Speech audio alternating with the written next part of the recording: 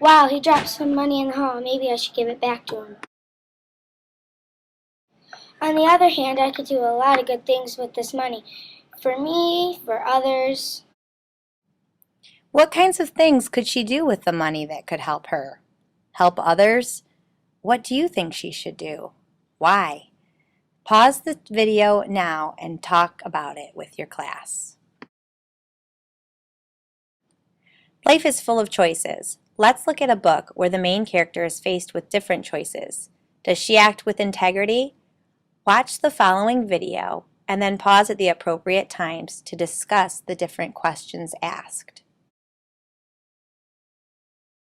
Ruthie and the Not So Teeny Tiny Lie, written and illustrated by Laura Rankin.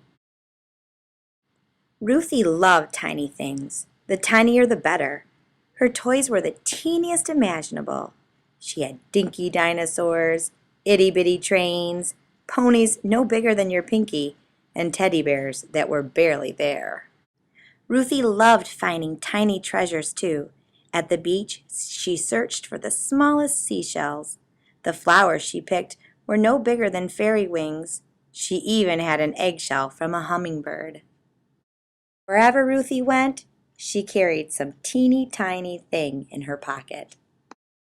One day at school recess, after jump rope and swings, Ruthie took a turn on the twirling bar. When she landed, she saw something in the grass. It was a little box with a teensy window and an even tinier button on top. She couldn't believe her luck. It was a teeny tiny camera. Ruthie looked through its little window. Then she pressed the button on top to take a picture. Click! Oh, just like a real camera.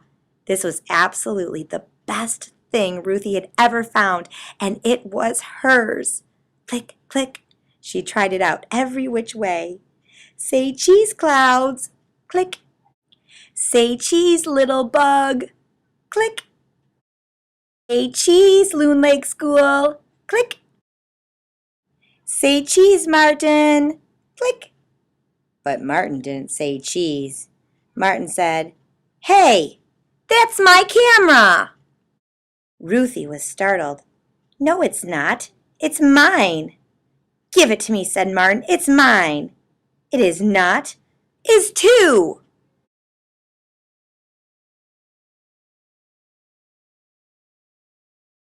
"No, it's not," shouted Ruthie, and she raced back to class.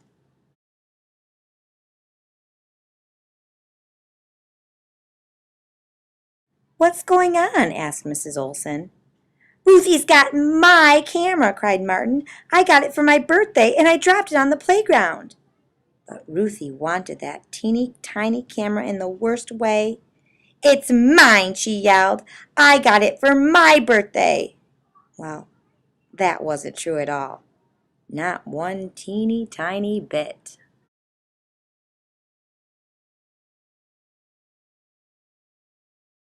Mrs. Olson looked at Martin. She looked at Ruthie.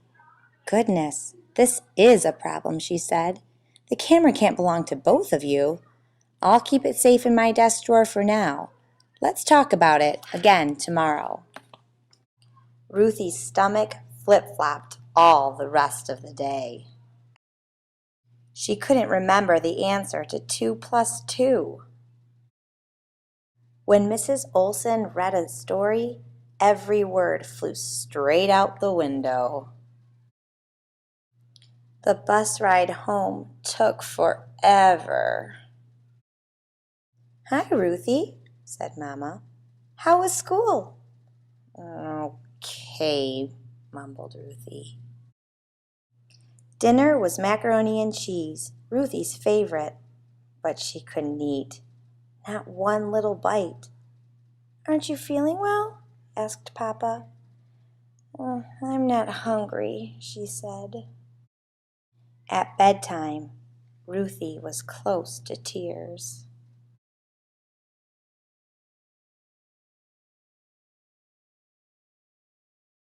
"What's the matter?" asked Mama. So Ruthie told Mama and Papa the whole story. "What do you think went wrong?" asked Papa. I said it was my camera, cried Ruthie, but it's not. It's going to be okay, said Papa. You made a mistake, and tomorrow you can fix it.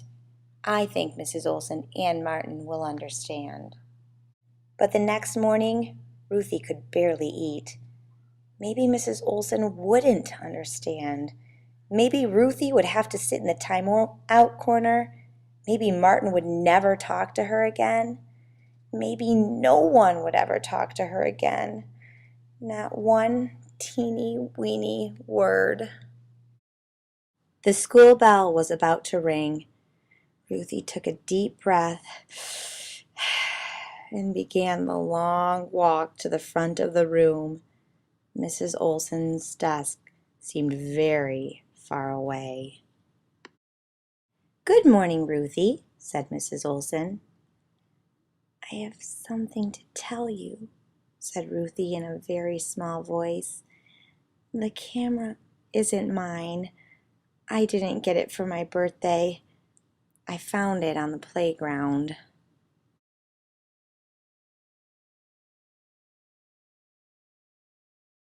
Mrs. Olson didn't make her sit in the timeout corner. She didn't even look mad. Instead, she gave Ruthie a hug and kissed the top of her head. "Thank you for telling the truth," said Mrs. Olson. "That took a lot of courage." "I'm very sorry, Martin," said Ruthie. "It's okay," said Martin. All at once, Ruthie's stomach stopped flip-flopping. She even skipped a little on the way back to her desk.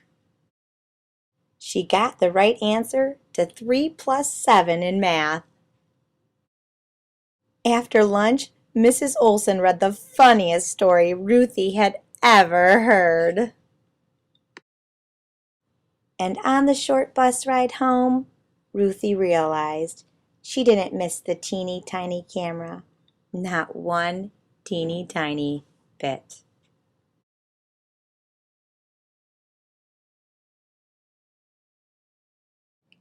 Now let's revisit what happened at the beginning of our video. Will the girl act with integrity?